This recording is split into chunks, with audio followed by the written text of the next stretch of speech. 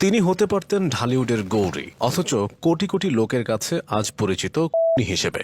হাজারো নারী স্বামীর জন্য পাগল হলেও তিনি পাগল ছিলেন একাধিক পরপুরুষের জন্য, যা ধরা পড়তে নাকি শেষ করে দেন স্বামীকে। এমনকি বর্তমানে সংসার করছেন বাবার বন্ধুর সাথে। বলছিলাম স্বপ্নের নায়ক সালমান শাহের প্রাক্তন স্ত্রী সামিরার কথা। তিনি চট্টগ্রামের মেয়ে। তার বাবা জাতীয় দলের সাবেক উইকেট কিপার অধিনায়ক শফিকুল হক হীরা, মা থাইল্যান্ডের নাগরিক বিউটি পার্লার ব্যবসায়ী লুসি। সামিরার বেড়ে ওঠা বন্দরনগরীতে। শোনা যায় অসম্ভব সুন্দরী এই নারী ছিলেন তরুণদের ক্রাশ। তার রূপের জাদুতে ঘায়েল হয়েছিলেন ঢাকাই সিনেমার স্টাইল আইকন সালমান শাহ। 1990 সালের 12 জুলাইয়ের কথা। চট্টগ্রামের একটি ফ্যাশন শোয়ে দেখা হয় সালমান ও সামিরার। পরিচয় থেকে তৈরি হয় বন্ধুত্ব।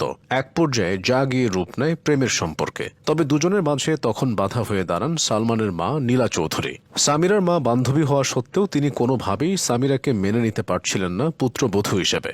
মা পছন্দ না করলেও সামিরার প্রেমে মাতোয়ারা ছিলেন সালমান শাহ, যার ফলশ্রুতিতে তিনি গোপনে বিয়ে করেন পছন্দের নারীকে। 1992 সালে সংসার পাতেন মগবাজারের ইস্কাটন রোডে। কিন্তু সে ঘর ছিল বড় ক্ষণস্থায়ী, কেননা বছর চারেকের মাথায় 1996 সালে না ফেরার দেশে চলে যান সালমান। আর তার মৃত্যুর মধ্য দিয়েই আলোচনায় উঠে আসেন সামিরা। দেশবাসীর কাছে পরিণত হন খলনায়কে। সালমানের মৃত্যুকে হত্যা দাবি করে তার পরিবার অভিযোগের তীর নিক্ষেপ করেন সামিরার দিকে। বলা হয় করা হয়েছে ঢালিউড সুপারস্টারকে। গুঞ্জন ওঠে প্রযোজক আজিজ মোহাম্মদ ভাইয়ের নজরে পড়েছিলেন সামিরা, আর এতে তারও ছিল সম্মতি। ফলে পরকীয়া জমে উঠতে খুব একটা সময় লাগেনি। কিন্তু সালমান জেনে যেতেই যত কেলেঙ্কারি। বছর কয়েক আগে সালমানের ভাই শাহরান চৌধুরী জানান সোনারগাঁ হোটেলে আজিজ মোহাম্মদ ভাইকে চর মেরেছিলেন সালমান, কেননা সামিরা ও আজিজের চুম্বন দৃশ্য দেখে ফেলেছিলেন নায়ক। এমনকি সেদিন সামিরার হাতে অনেক টাকাও দেখেছিলেন সালমান। কিন্তু এত টাকা কোথায় পেলেন তার কোনো সদুত্তর দিতে পারেননি সামিরা। এসব কারণেই আজিজ মোহাম্মদের উপর ক্ষোভ ছিল সালমানের।